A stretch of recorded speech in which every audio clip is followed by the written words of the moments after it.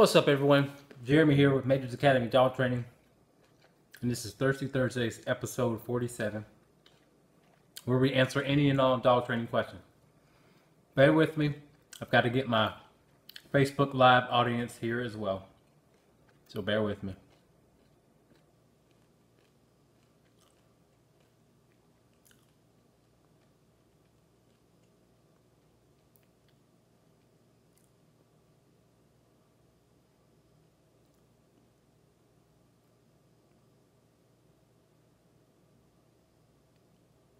Episode 47. Let's get it. Boom, boom, boom, boom. All right. All right, all right, all right. Boom. Boom. Bazoom. All right. Let's go live.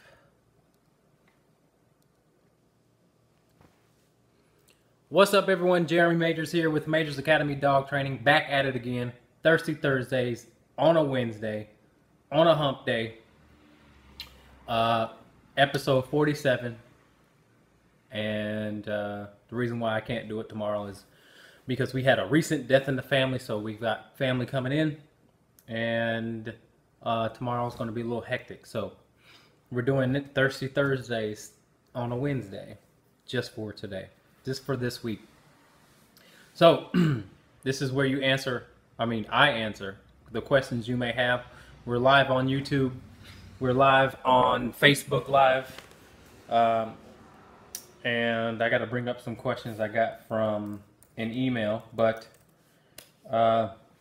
so I'll talk about some of the dogs that I sent home and some of the things that, some of the trials and tribulations. So one of my clients called me today.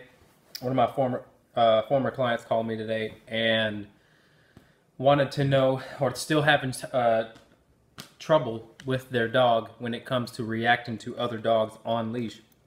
And one of the things that he told me was that he, every time he sees a dog now, they stop, sit, and lay down. All right, and I said, let's not do that anymore. I don't think that is the right approach, and I'm going to tell you why. Because when you start to mind that there's other dogs, or when you start to do those things, make the dog sit, make the dog down, let the dog pass. When you're doing those things, you're actually minding that situation. And in my opinion, we shouldn't be doing that. We should be giving the dog one task, and that task usually means just to continue to walk. All right, so that the dog can't start building associations of any kind, of any sort, because it is true that if you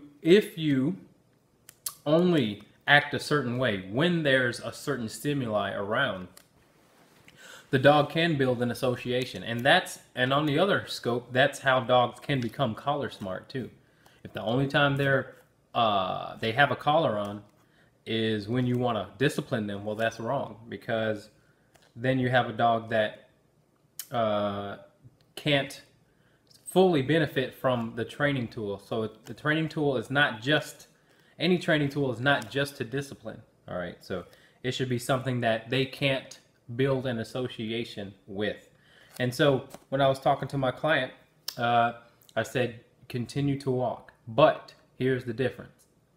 I want you to get the dog in the humble mindset and be tough on the dog in the small areas, and not only when there's things that make the dog nervous, right? So if the only time we're being tough on our dogs is when something is around that makes them nervous, people, kids, dogs, you know, whatever it may be, then we're, again, starting to build an association with the dog. And that's how a lot of dogs become reactive when it comes to the prong collar correction. There's been tons of dogs that have came to me and the owner say, we put that on and it gets worse. Well, that's because the dog has built in an association, only in a negative association with that prong collar. And what you have to do then is be as tough on the dog, and I don't mean, I shouldn't even say tough, I should say consistent. with their mindset, no matter what's going on. That's how you're going to recondition. And I have to do a lot of reconditioning of what tools mean to dogs, because some dogs come in, you put the e-collar on them, and they shut down. And so it's important to make the tool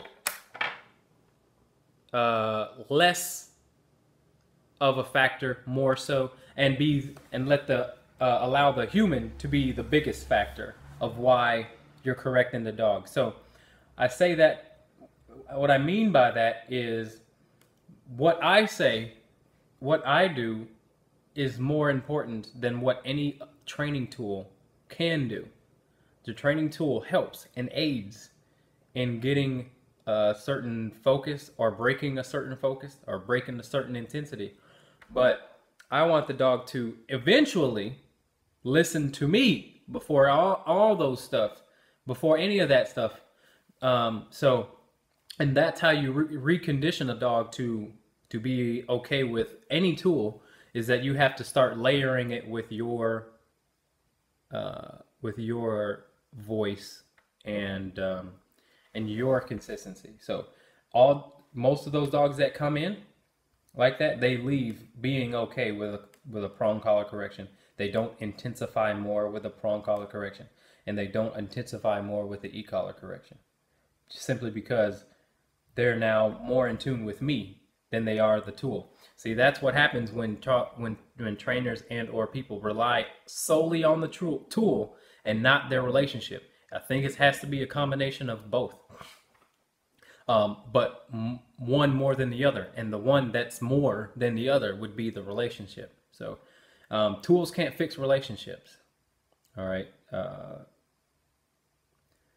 they can help, but overall the dynamics of the relationship are going to be way more important than what any tool can provide. So if any of you guys are watching, feel free to ask a question, ask multiple questions. You can ask the same question. If I got it wrong, if I answered your question last time and it didn't mean nothing and it didn't work, try me again. Ask me another question. All right, got my first question. 1 second, Darren. Let me pull it up on my computer here, and so I can read it fully. Because when I'm reading it from my phone, it won't allow me to read the whole thing. So bear with me.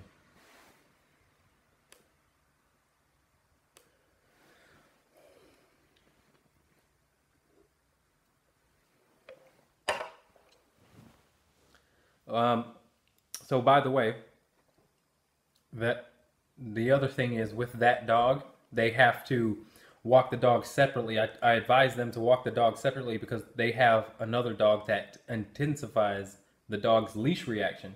So if you have that situation where you have dogs that are feeding off of each other, then I say break it down, work one dog at a time until you get comfortable to bring them back together. Okay, come on now.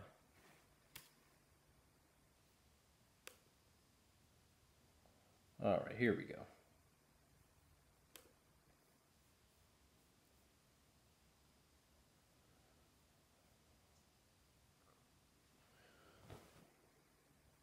Okay, here we go. Hey Jeremy, thank you for sharing. We are using a prong collar in combo with the doggy don't and having success in dealing with Toby's reactivity, but by the end of the walk, his neck is pretty raw and irritated. Any suggestions for protecting his skin? Yes. They have, try the rubber tips if you can with the prong collar. Try the rubber tips. If because some dogs' skin is way more sensitive than the others. If the rubber tips don't work, then what I would probably, or what you could switch to, is a gentle leader or a slip lead to help be a little easier on the irritation of the neck. And then use more doggy don't and more voice than prong collar. So dial down the amount of prong collar corrections you use. Use lighter prong collar corrections in addition to more doggy don't and more of your voice. All right, that's what I would try. But thanks for your question. Feel free to ask another one.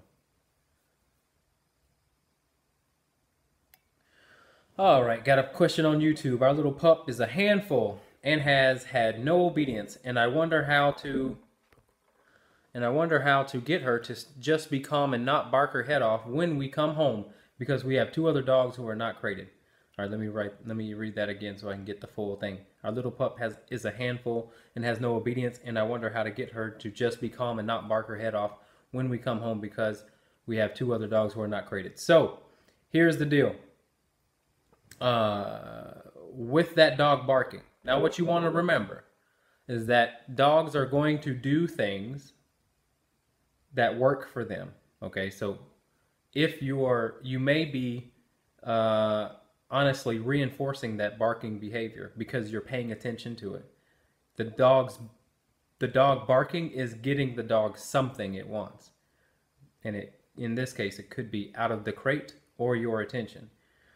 So part of what crate training is about is also getting your dog to realize that it cannot bark in the crate. But the barking cannot get the dog anything it wants. Except, okay, so when I walk in the door and I have a dog barking, I have to go get that dog to be quiet. So I'd go tell him to be quiet, or I'd get a spray bottle with water, spray the dog and be quiet. And once the dog is completely calm and quiet, no whining, no scratching, no barking, obviously, then the dog can come out of the crate. And that may take 5 minutes. So, but you have to correct that behavior. And again, you can never let the dog out while it's barking or right after it's barking. Otherwise, the barking works for the dog. Okay? And one of the other thing that I can do, that you want to do in far as crate training protocol means, is don't allow the dog to burst out of the crate. Once you open that door, the dog should sit and wait. And in order to achieve that, you just open it up slightly, like this much, and then close it right away, because the dog will go, when it opens, the dog will start to assume that it can come out, and then you close it in his face really quick, and then the dog goes like this. And then you tell that dog to sit right after it does that, and do that a few times until the dog sits. And then once the dog sits, and I mean sits for 10 seconds, at the least 10 seconds, all right? Because you're also then going to teach that dog patience, which is a very, very good tool moving forward to teach your puppy patience. So I would start that. That's another crate protocol thing you can do in order to create calmness in the crate. Okay, so never let that dog out if it's anything other than calm and sitting out of that crate. And then you'll see a dog that stops barking. But you got to make sure your other two dogs don't bark either, because that'll be tough for the puppy not to bark if other dogs are allowed to do it. So, hope that helps. Feel free to ask another question. And thank you for your question. All right, I've got some questions coming in Facebook Live.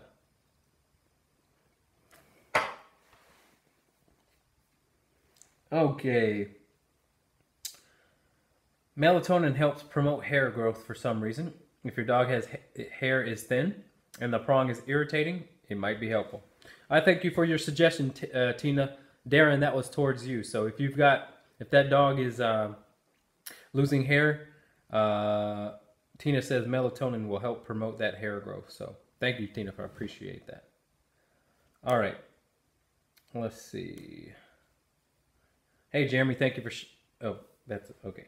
He is no longer reacting to people or bicycles on walks. Should I allow him to look if he's no longer reacting to previous triggers, or should I continue to correct looking? Great question. Let him look. If he's not reacting, let him look. It depends on how intense the look is now. He can look to obviously notice that something is actually going past, but he can't look if the look is nervous. Here's what I would do. You could start to really soften the corrections. You know what I'm saying? Just let the dog know if again, read your dog. I would say if you can feel or sense that the dog is nervous, then yes, I would say you do have to be there for the dog. You know, you don't have to have a leash correction to let the dog know that you're there. You can say, hey, or in some way to let the dog know that you're there for him, and he doesn't have to be nervous. So it depends. It all depends on what that look means to you. You know, if it's a dog that just notices everything, then it may or may not be necessarily nervous about the trigger. But if it specifically looks a certain way when at those triggers, but doesn't necessarily react, that I would say that dog still needs guidance in that situation. So, thank you for your question.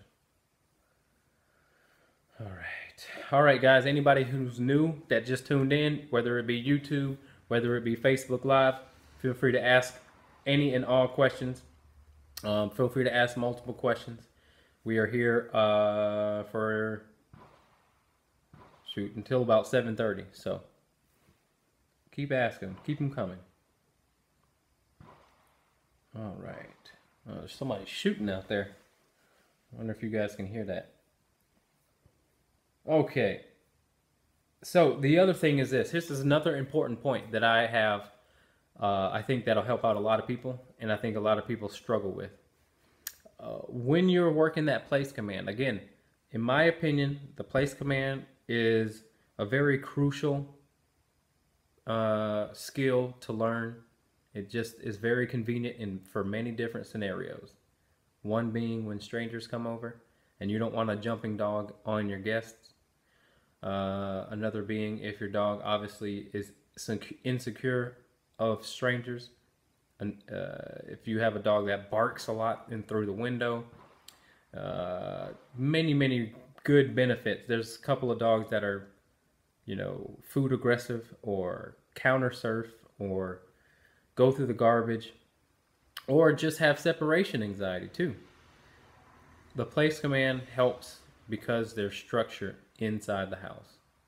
Okay, so that's why it's such an important skill to learn. Now, when you're teaching it and your dog continues to get up, okay, so this is a big lesson. This is a big point that I have to help out and I have to reiterate with a lot of people.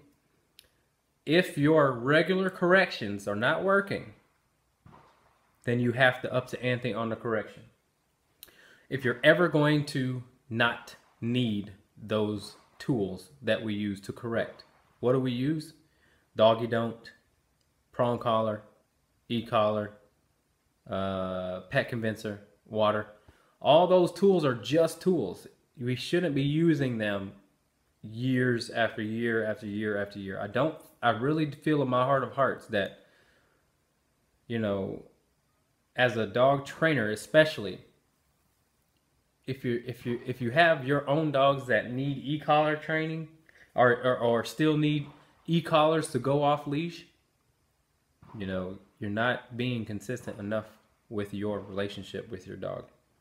Okay, so because my dogs will come to me even if I'm upset at them, they'll still come to me when I call them. So anyway, back to the original point. You got a dog in place and they keep getting up. That means your corrections are not serious enough to the dog. The dog says, your corrections aren't nothing. It doesn't. I'm not taking your word for it. So whether it be a leash correction or a correction with the e-collar, you may have to go up in your seriousness of a correction. So when the dog gets up, it should have one of those tools on, because that's the only way you're going to get the dog to obviously take your word for it. When you say go lay down, the dog must do so. And if it doesn't, then you obviously need something else to help persuade the dog. Okay, so the dog gets up, give a leash correction. No, bring the dog back and say on your bed. All right, if that doesn't work, say you're working with the e-collar and you're at a level 10, you must go up to a level 12 and do the same and repeat the same the same sequence. All right, your dog has got to know that you mean business. But if you stay at those medium levels, medium to low levels the entire time, then you're going to be using that e-collar for a lot longer, a long time. And you want to be able to get rid of the e-collar, right? Because, I mean, you don't always want to have to put it on and all this stuff and that. So go higher and get to the solution quicker. Get to the consistency quicker. Get to the complacency quicker, right? So if the dog's really not listening, go up by 5, go up by 10, and really get the dog to know that the dog, no matter what, has to listen to you. Because if the dog keeps getting up while it's just you and the dog getting up, there's no way the dog's going to stay there when the door opens or someone knocks on the door or someone comes to the door. So you got to master that before you can even expect the dog to hold its place if people come through the door. You know what I'm saying? So that's that. So that's kind of what I've been going through with some of my clients. Like I said, it's very, very important. The other conversation I had was with a woman who has 5 dogs, and 2 of them have been fighting. She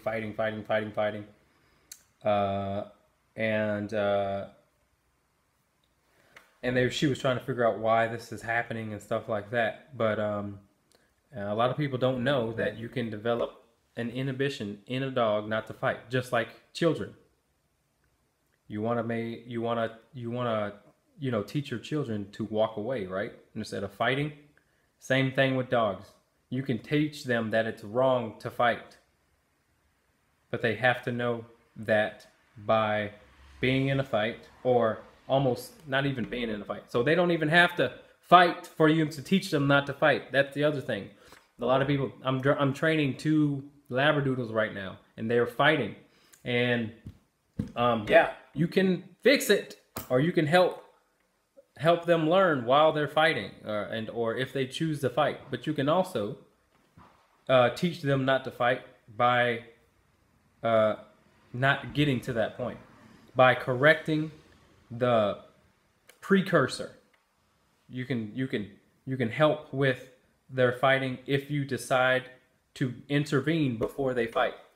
And I tell people this all the time. You want to cut the fuse before it reaches the bomb. So once an insecure dog or ill intent starts to happen, the fuse is lit, and then it goes up to that bomb, because they think about it. It just doesn't happen out of nowhere. Everyone says, "Oh, it happens out of nowhere. I didn't even see it coming.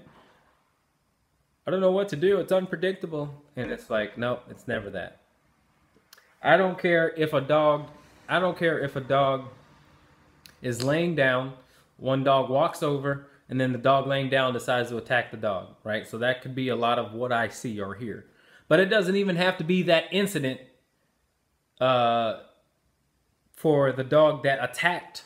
So if that dog laying down attacked, it's not even that specific instant that gave the dog the reason to attack. So what I mean by that is some dogs start to tally up disrespectful things coming from another dog, right?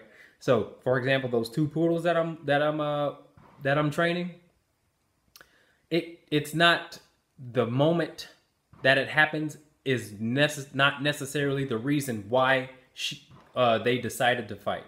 It could be what happened outside, right? Or it could be what happened just everyday living. Even if a dog, so if you have 2 dogs that are trying to be dominant over each other, even the one who goes out of the door first, that can be a reason or a tally why another dog like sort of says, that was disrespectful. All right, so for example, this is how we found out. I was over there last night training those 2 Labradoodles, and I saw the one who gets attacked stand over the one that attacks and start to stretch. She started to stretch over her. She was standing over her. I said, so there you go. That's a perfect example of a dog that sort of remembers little things like that, and they add up to the explosion. Think about it like us humans. Sometimes we won't be as controversial every single step of the way. But sometimes when we decide to sort of vent, it's because recent events start to add up, and then we're like, blah, we let them have it. Same thing with dogs. It's not every single incident isn't because of what happened in that very moment. It could be a lead up to, it could be past events that lead up to that explosion. Okay, so if you have fighting dogs and you think it's unpredictable, that could be a reason to argue that point is what's going on in the little things every single day between them two. You know what I mean? That's what you want to take into account, because no dogs are unpredictable. Any healthy dogs, in my opinion. So they don't just attack because they want to.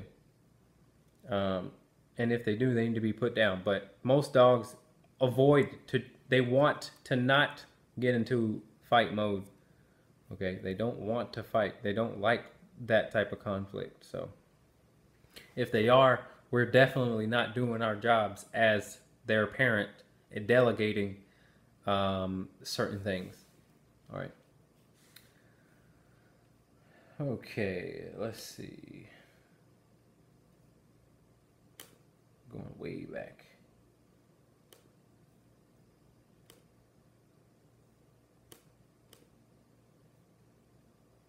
Wait a minute. All right, do dogs do the same with people? Remember some negative experiences and then they suddenly attack? Yes, I would say some children get bit out of nowhere because of constant irritability. For example, just talked to another client or a potential client that they said the dog bit the child or snapped at the child's face out of nowhere. That they were fine the entire time. And I said, were they though? Were they fine the entire time? What were the children doing? She said the children were running around screaming the entire time and the dog was fine. Was it? Because just because the dog was just sitting there doesn't mean the dog was fine. It could have mean that, oh shit, the dog was like nervous the entire time. And then that certain instance when the child got too close to the dog, then the dog lashed out. But it was probably all that craziness before that led to it. And if you could have, intervened in those moments, then you probably wouldn't have gotten that blow up from the dog. So, yes, I do think that they do the same to humans. It doesn't really matter what it is. So, thank you for your question.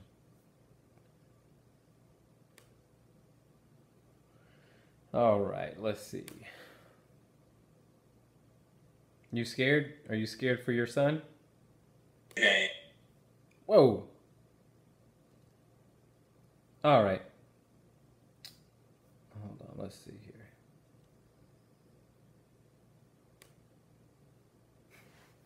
Well, someone says the place command is the best tool we've ever used. I would agree. Do you have a recommendation on the best harness to use on a nice but crazy pit bull? Seems to be one of those dogs who panics a bit when you pull him by the collar, does the croc roll.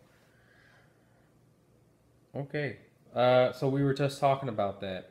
I would definitely not use the harness. You can get the dog to work through the collar and the croc roll. Don't let the croc roll work. The dog's doing that croc roll because it works for the dog. Dogs are going to do what works for them. If that gets them out of that situation, they're going to do it. They're going to go back to it. Work through the croc roll. And that's how you get the dog to stop doing the croc roll. There's plenty of dogs that protest change. So when you would go from the harness to the collar, they're going to protest it because not only is it unfamiliar, but it's also maybe just a different sensation. So use your voice because your voice and you are going to be, should be, more important than any tool that you use. So that's kind of the theme of the night. But use your voice, work through the crock roll, and don't give up, and you will be able to walk your dog in whatever collar you want. But the harness is not going to promote any sort of brain activity. It's just dumb. Okay? Especially if the dog, you know, is any sort of leash reactive. So, but that's a great question.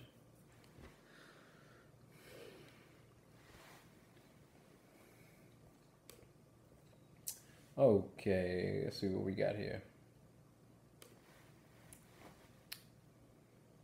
All right, so would you suggest not having the dog around the screaming children? Because sometimes kids are just cray. Abso-freaking-lutely. 100%.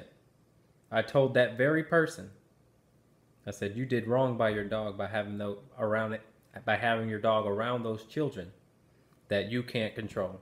100%. It's like having them around a dog that's a bad dog. It could end up being a bad situation. And guess what? If that dog bites the child, it's the dog's fault, and then the dog gets put down. So you're also being that dog's advocate when you decide to put the dog away. Okay? Even if there's people that can't control themselves and they must touch your dog and all that good stuff, you may want to consider putting your dog up if you can't control those people. You're just advocating for your dog. Okay, what's an hour or so while they're there? Nothing. All right? Dexter snapped at him once. I hope you taught him a lesson. Because they can learn that snapping is not okay. Never tolerable. That's a lesson that they should learn.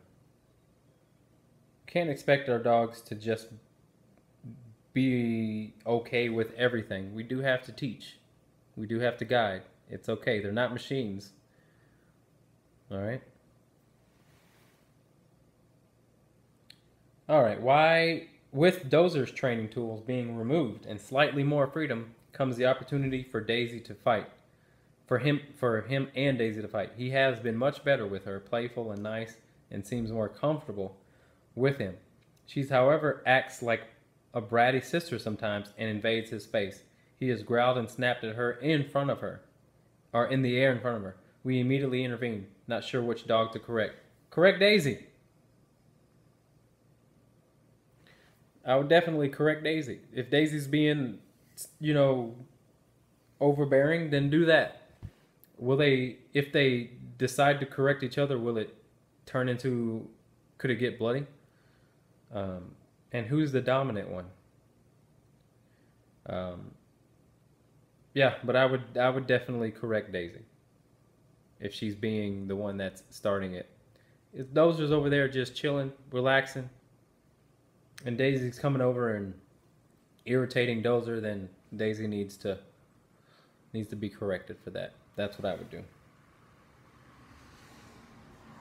All right, guys. Those of you who've asked questions, or those of you who just joined in, YouTube, Facebook, ask some more questions if you got them.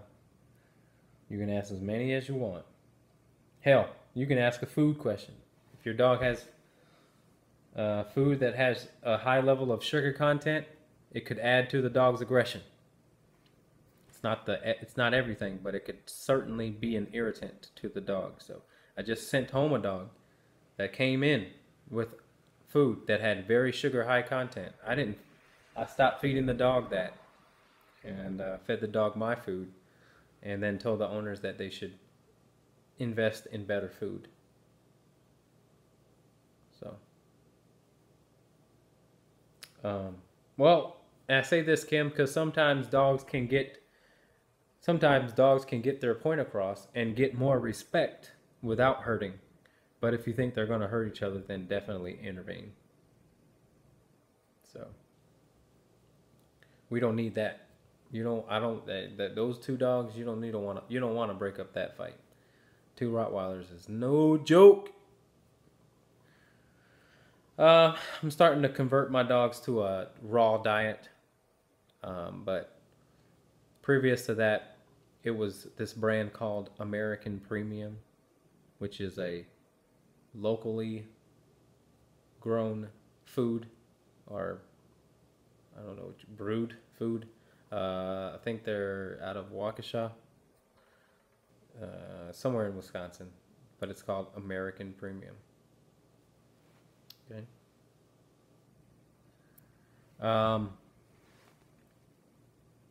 Yeah, I find that that's good food, and it's cheap too. It's very affordable. It's like $37 for a 50-pound bag. But so good value.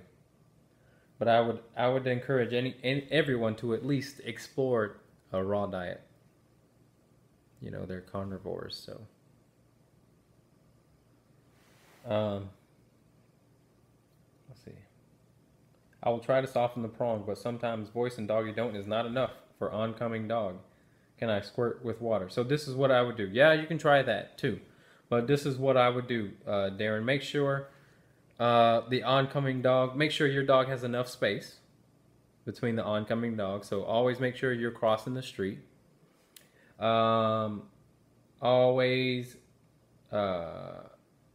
Always make sure that, you know,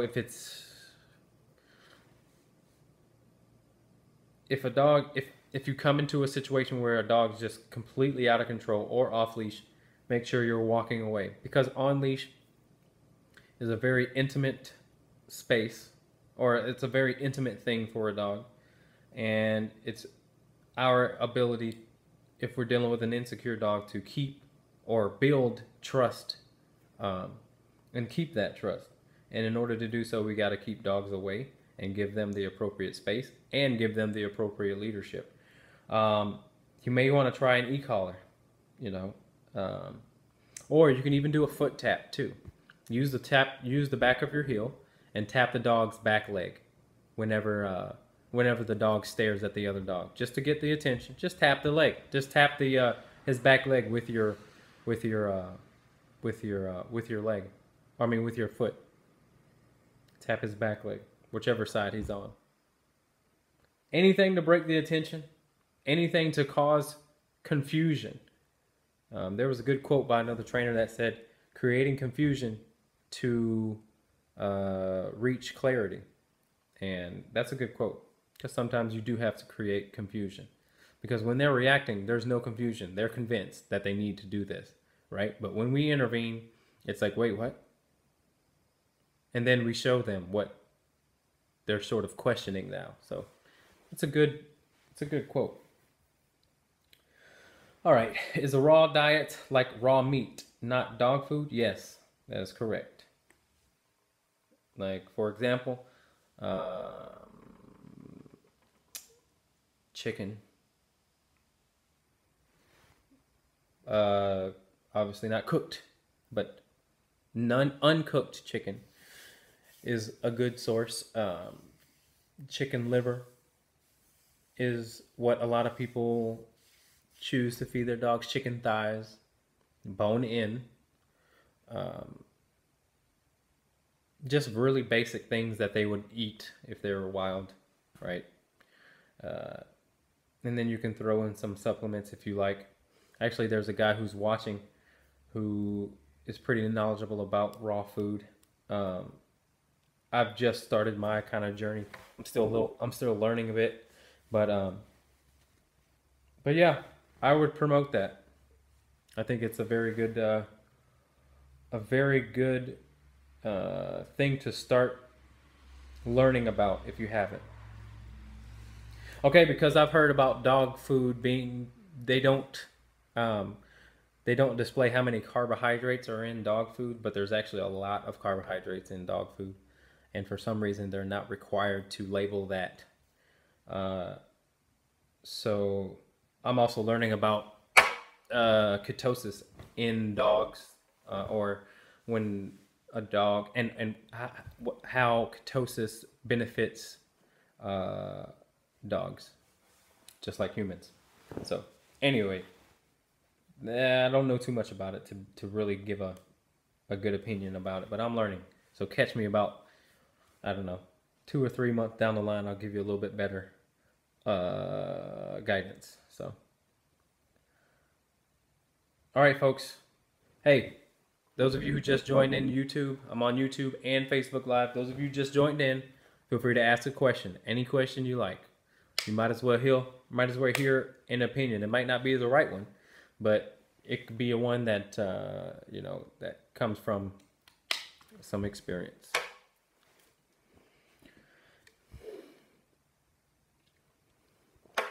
We're going to be here for another 10 minutes, so ask away.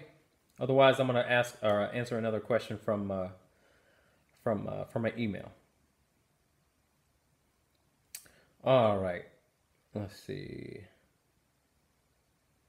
I work at a doggy daycare, and I try and bring my 1.5-year-old pit border collie mix, but he freaks out and tries to attack small groups of older dogs. 3 to 4 dogs. I try and put him with. He's usually good one-on-one with other dogs. How do I make him feel more comfortable in large groups of dogs? So first and foremost, you just have to take more control for longer in those situations. Keep the dog on leash and let the dog meet every dog a few times briefly before you drop the leash. Okay? And then once you drop the leash, stay close to the dog and correct any uncomfortable, you know, anytime your dog becomes uncomfortable when, again, interacting with those dogs. So you just got to stick with being more present long enough to get the dog to become more vulnerable around large groups of dogs in order to get the dog to feel safe.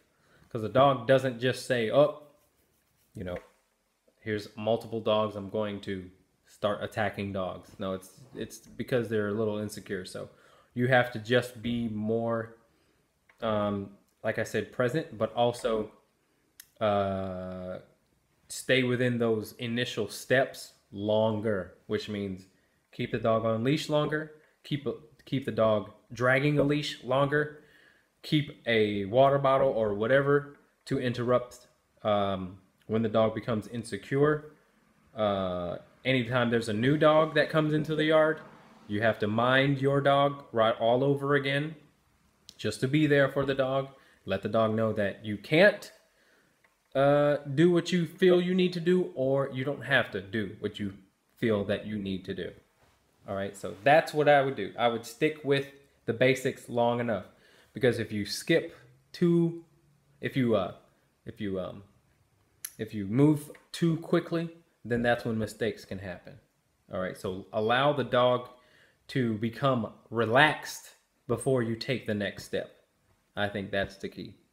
Allow the dog to become relaxed in every step of the way before you take another step. So the dog should be indifferent to the other dogs before you drop the leash. The dog should be indifferent to the other dogs before you take off the leash. The dog should be indifferent to all the other dogs and or playing with all the other dogs before you decide to not, you know, sort of stay close to the dog. So, hope that helps. Thank you for your question. Okay. My dog just got into the cat's litter box. I'm sure he ate stuff out of there. Gross. I'm worried. Is this going to hurt him? I don't think so. I don't have cats, admittedly, and I've never heard of that being detrimental. So I'm going to have to say I don't know. So, sorry that happened. All right, when playing tug or fetch, the word I've used to release toy is mine, but I usually have to say it more than once and be very loud. How do I get my dog to silence to get a more solid response to that command? What you have to teach your dog, I think, so I used to work with competitive dogs, that went to become police dogs. So I did a lot of bite work, right? And so those dogs definitely have to know how to let go.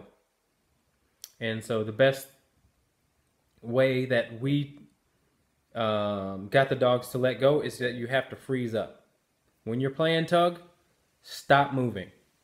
Even if you have to anchor your arms to your knees or anchor your arms to your legs, right? Hold that tug down, hold it like this as hard as you can, but anchor your arms down to your legs and just hold it there. And don't say anything to the dog. And watch the dog slowly go like this. This is the dog's mouth. This is the chew toy. Watch the dog go like this. It's gonna go like this. Very slowly. You don't have to say anything. You can add a word after a few repetitions. But tug of war is also a sign of respect. So if you have a respectful relationship with your dog's going to let go quicker. If you don't, and the dog thinks it's dominant over you, the dog's going to try and win that game. It's going to try and see if he can win that tug of war.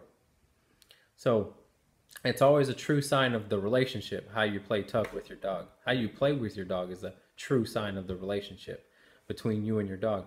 You always want to win. You always want to be in control, I should say. So you should be able to start it, end it, anytime you want. But try that toy. Try it tonight. Try it right after this. Take the toy, start playing tug, play for a few seconds, then stop playing. The dog should go like this. Like that. And then you tell the dog to sit. I like to tell the dog to sit. You don't have to. And then you can give it right back. And then start adding a word. Mine, or I like to say out. But freeze up. Don't move. It'll take a little bit of strength if you have a big dog. Let the dog's mouth just go like this. Bloop, bloop, bloop. Every dog does that, no matter what. Some take more time than others, but every dog does it. I heard they should not growl at all. Should you stop playing if they're growling? Good question. Depends on the dog. Some dogs growl because they're nervous. Some dogs growl because they're trying to be dominant. Some dogs growl because they just like to growl. Just depends on the dog. But you can you can make that a non-factor if you can get the dog to release what it's growling about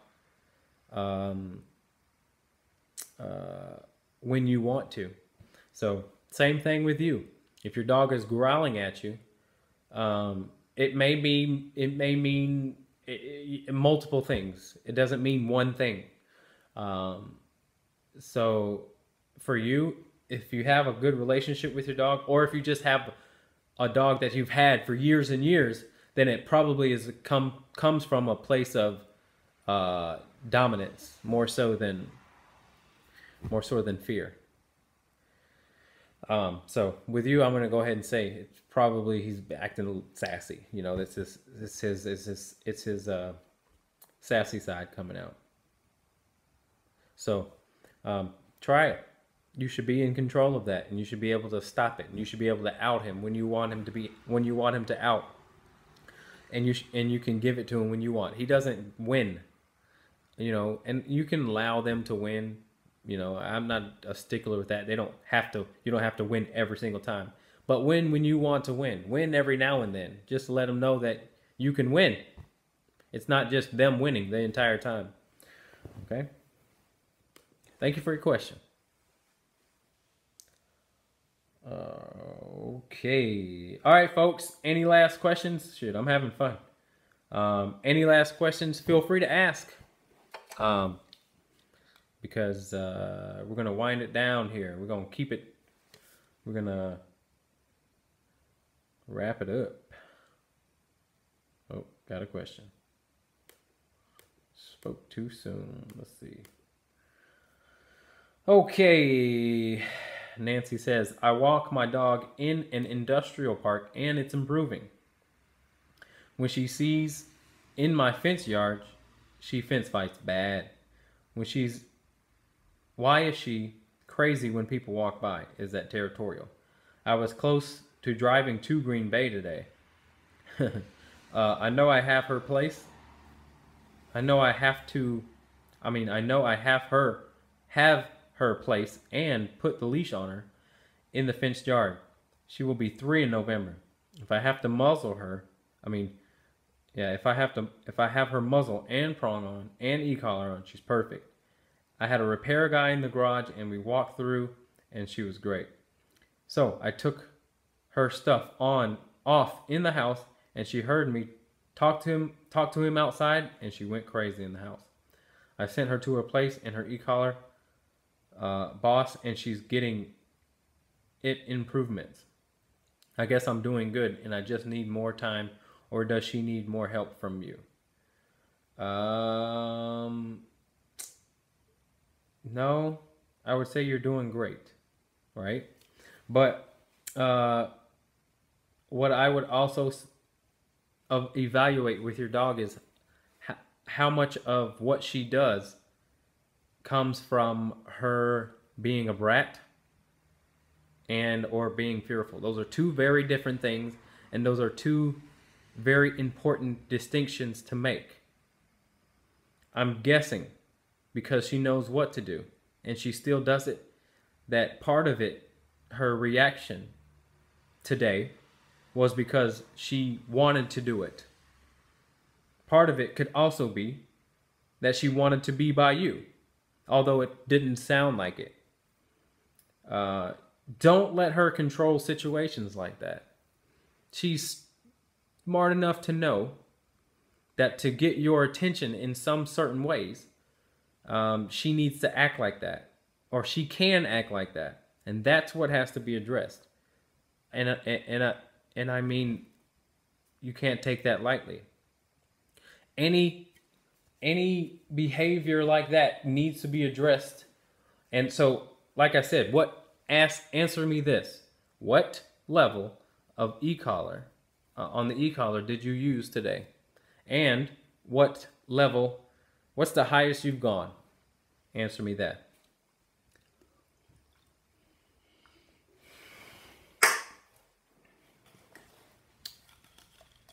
While you're answering that, I'm going to answer another question.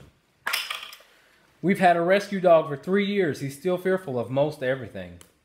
He hates being outdoors, even to pee, etc. How do we start to help him? This is an extreme fear of everything. He has gotten better, but is super fearful of everything and tried and everyone. We have to crate him when we have the walker come to get our smaller dog out. He does not need to be crated, but if we don't, then he will bite the walker trying to come in and take the other dog out. All right, so what you're going to have to start doing with this dog, this is what I want you to do.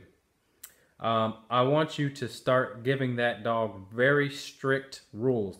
Only give the dog what it wants and not what it needs. Because a dog of 3 years is not just reacting because of fear at this point, and it's not reacting because it doesn't trust you. It's reacting because it may look like fear, but the dog could be reacting that way because the dog knows it works for him. Don't take into account the past of where that dog was anymore. The fact that the dog is a rescue is only 10% of why he does what he does. Okay? You definitely want to start challenging that dog more. And don't be afraid that you'll keep the dog in fear or make the dog more fearful.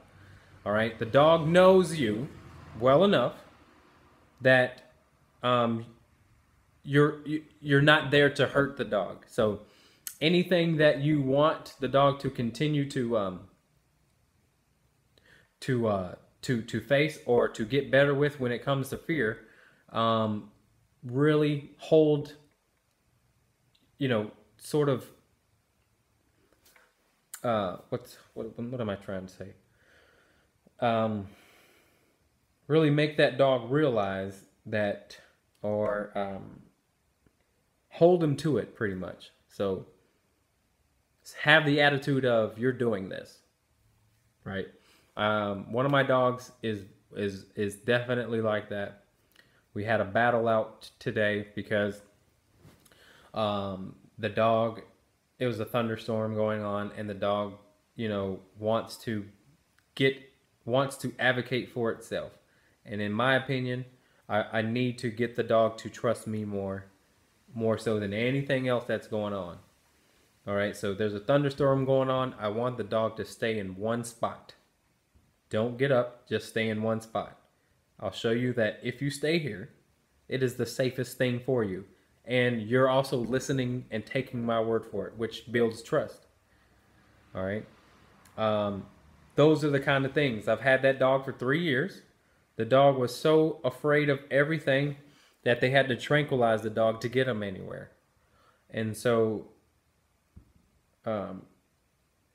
although when you're dealing with sort of that, I could call it, for lack of a better word, psychotherapy, you're not going to, it's not our goal to, or you're not going to be able to take away the fear. The fear is always going to be there.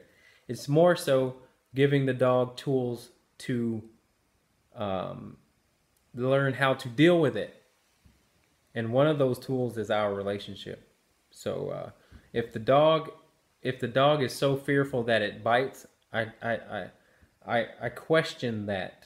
And if the dog is still so fearful of everything after 3 years, then again, you want to evaluate how much the dog does what it wants on a daily basis.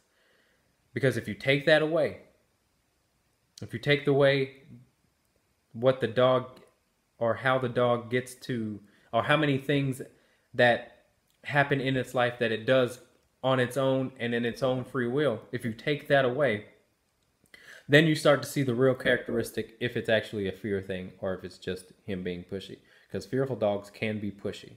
They're not just fearful, although it may seem like it. Some fearful dogs are very pushy and sassy. All right, and those are the most complicated dogs to work with, in my opinion, because you have to act gingerly enough to keep them balanced, and you can't be too hard to keep them balanced. So, or to maintain balance, yeah.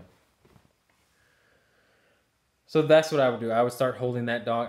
And you can start using tools, leash. You can start using, different tools to get the dog to really listen to you more so than itself. When it's in fear or stress, it's listening to himself. And our goal is to get the dog to listen to us, to ever get past, to ever be able to have the ability to better deal with the fear.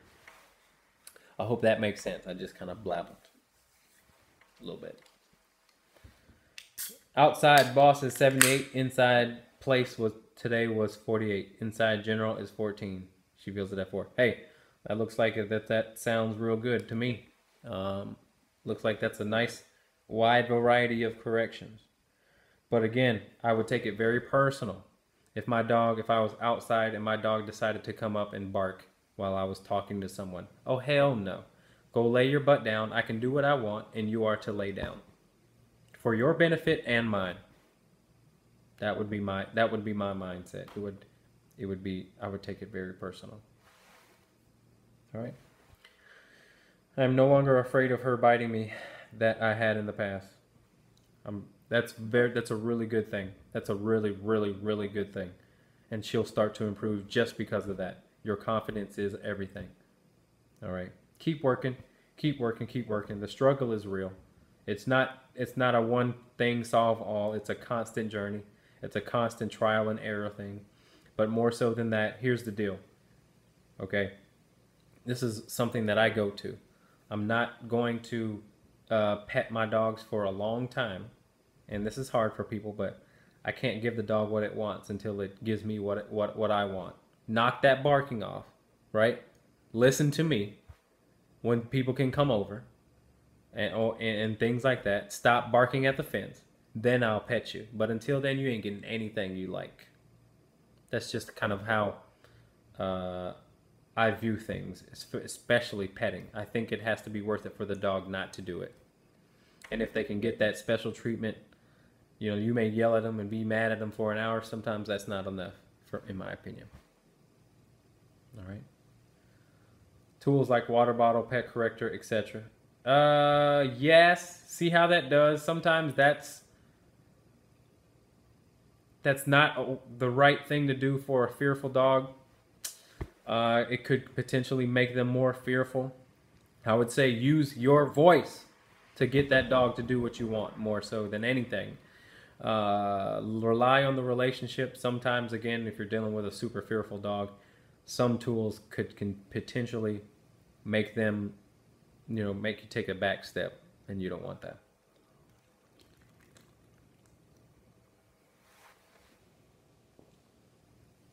My foster has started snipping at people through the crate when people try to pet her at adoption days. I understand they are invading her space, but now I always have to warn people not to put their fingers in, and of course, they are instantly uninterested in her suggestions. She hasn't always done this. Yeah, I mean, you know, that's probably not the best way for her to be introduced to those people, to be honest. I would stop doing that, because a lot of people are going to have problems not doing that, and have a problem with not being able to do that because they can do it with other dogs. People should not be doing that, period, in my opinion, because they're going to reinforce crate anxiety, whether it's the dog becoming hyper, barky, or needy. When they're petting the dog in the crate, they're reinforcing all that. So it's in my opinion that there should be no petting of any dogs in crates ever. All right, unless the dog is super chill. But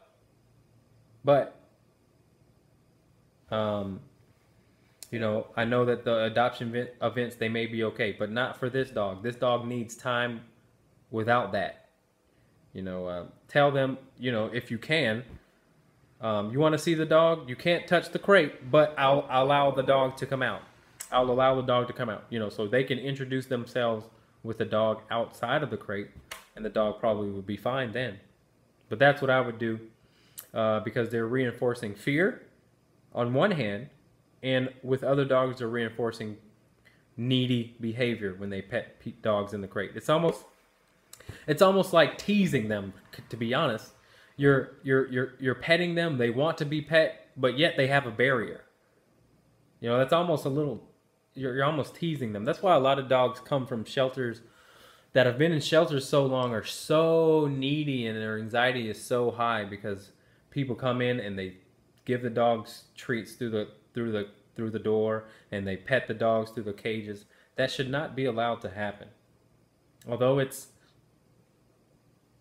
you know, people like it, doesn't mean it should be happening. Because what are the dogs usually doing? They're getting excited, they're jumping on the door, they're barking. That's why so many shelters are so loud, because we're letting them out while they bark. We're just paying attention to them while they're antsy. So anyway, it was a rant. I apologize, but I would let the dog. I would let the dog come out of the crate before I introduce the dog to anyone else. That's what I would do. All right, guys. I'm gonna have to end it here. My phone just died, so Facebook Live is null and void, but we'll end it here. I thank you for watching on YouTube. I really appreciate it. Give this video a like. Subscribe if you haven't, because we'll be here every Thursday. Thank you for your time. We'll see you guys next time. Jeremy Majors, Majors Academy Dog Training, Green Bay, Wisconsin. See you later.